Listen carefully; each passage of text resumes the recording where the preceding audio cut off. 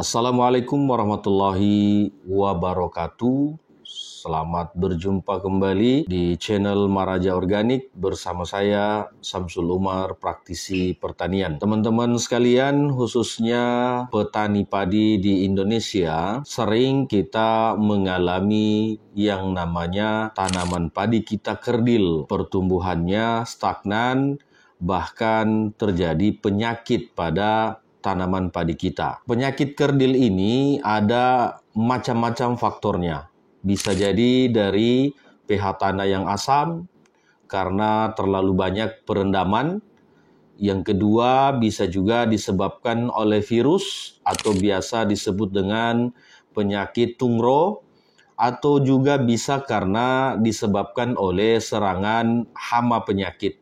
Atau ada juga yang disebabkan oleh hama, yaitu hama penggerek. Nah, teman-teman, kalau kita melihat promosi dari berbagai jenis merek, baik dari jenis pupuk ataupun jenis pestisida yang dipasarkan oleh teman-teman, ini banyak sekali macamnya. Nah, terkadang kita sudah memakai beberapa merek ABCD ini, tetapi penyakit ataupun penyebab dari kerdilnya tanaman padi kita itu juga tidak terselesaikan. Di konten ini saya mau memberikan satu sharing ilmu bagaimana membuat tanaman yang kerdil ini untuk bisa subur kembali atau aktif kembali pertumbuhannya. Kalau mungkin menggunakan bahan-bahan ataupun unsur yang mahal, saya tidak akan merekomendasikan. Karena apa?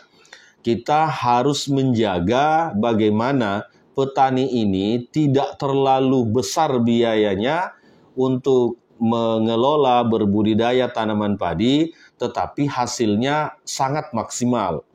Ini bahan-bahan ini yang mesti kita harus hitung. Untuk apa bahan yang kita gunakan ini mahal? Kalau misalnya ada bahan yang murah, kan itu logikanya. Sementara kita tahu petani kita di Indonesia ini itu sangat terbatas ilmunya, sangat terbatas pengetahuannya tentang bagaimana berbudidaya padi sehingga bisa maksimal. Nah, ini banyak sekali pertanyaan-pertanyaan yang masuk di kolom komentar yang bertanya tentang bagaimana supaya petani ini lebih efisien. Nah, teman-teman, saya hanya merekomendasikan 1-2 bahan yang bisa kita gunakan untuk mengendalikan serangan hama ataupun penyakit yang bisa menyebabkan tanaman ini kerdil. Yang pertama, saya merekomendasikan menggunakan garam laut atau garam krosok. Bagaimana ketika hanya ada garam dapur pun boleh. Nah, rata-rata kalau garam itu harganya antara 5.000 sampai dengan 8.000 per kilogram. Nah, ini teman-teman, kalau seandainya teman-teman pernah meneliti bagaimana kandungan garam ini bisa memperbaiki unsur-unsur keasaman di dalam tanah. Yang kedua, bisa juga mengendalikan sebaran dari virus tungro itu.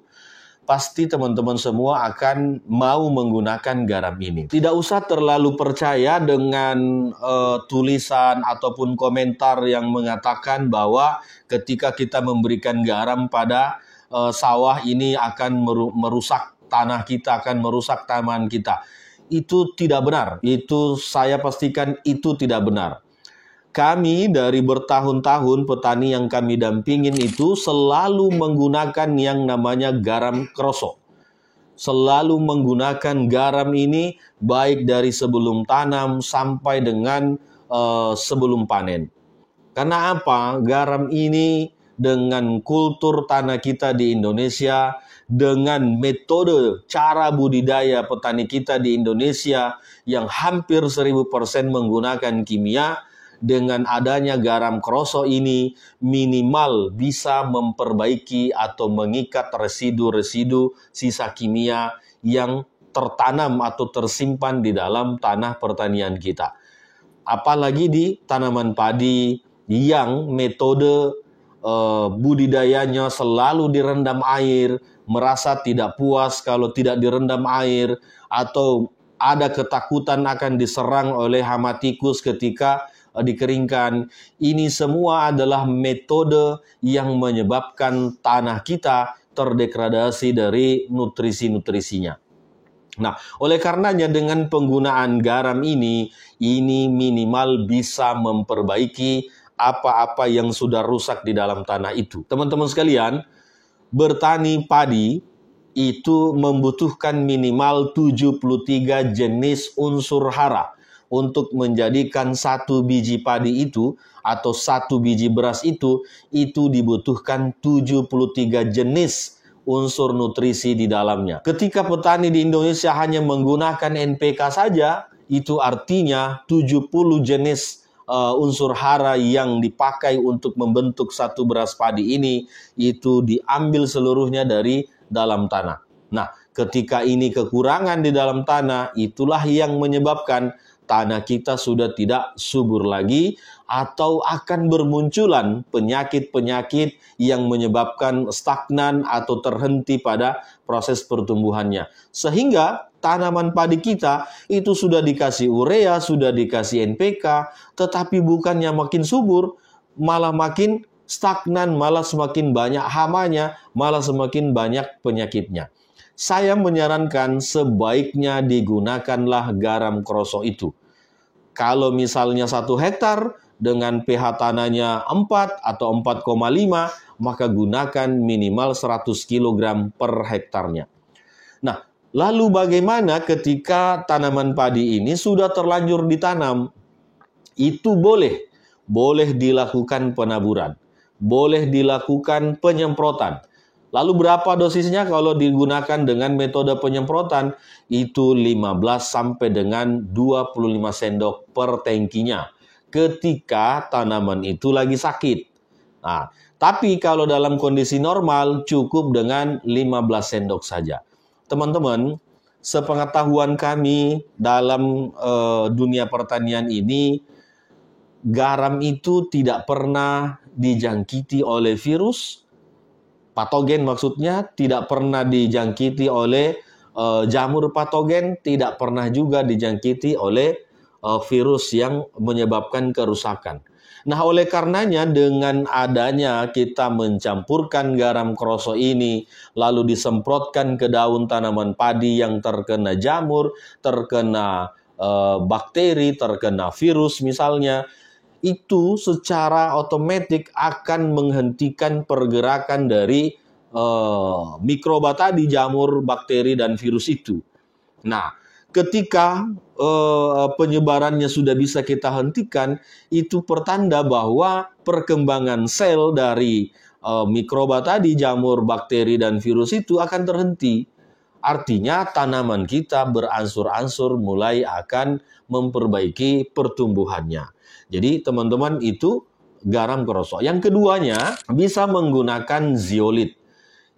Zeolit ini kalau teman-teman tahu itu mengandung 50 jenis unsur mineral di dalamnya. Boleh di-searching di Google, dibaca apa kandungan mineral dari zeolit itu. Ada 50 kurang lebih unsur zeolit di dalamnya. Ini juga tidak pernah kita melihat zeolit itu ada jamur yang menempel di situ, khususnya jamur patogen ataupun bakteri patogen, apalagi virus. Nah, kedua unsur ini ketika digabungkan antara garam krosok dengan zeolit ini saya pastikan tanaman padi teman-teman akan semakin baik. Bukan hanya di padi, bisa digunakan di cabai, bisa digunakan di bawang merah, bisa digunakan untuk semua jenis tanaman. Nanti setelah tanamannya sudah pulih dari penyakit, dari serangan hama, baru kita melakukan pemupukan. Pemupukan itu dilakukan pada saat kondisi tanaman kita sudah pulih. Jangan sementara sakit, apalagi kena asam-asaman. Misalnya dikarenakan adanya pH asam. Lalu kita berikan urea di situ, malah semakin hancur tanamannya. Karena apa?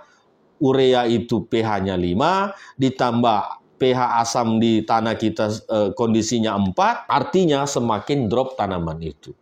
Nah, oleh karenanya, untuk memperbaiki tanaman kita yang kerdil, gunakanlah bahan-bahan yang murah meriah, tetapi hasilnya sangat maksimal.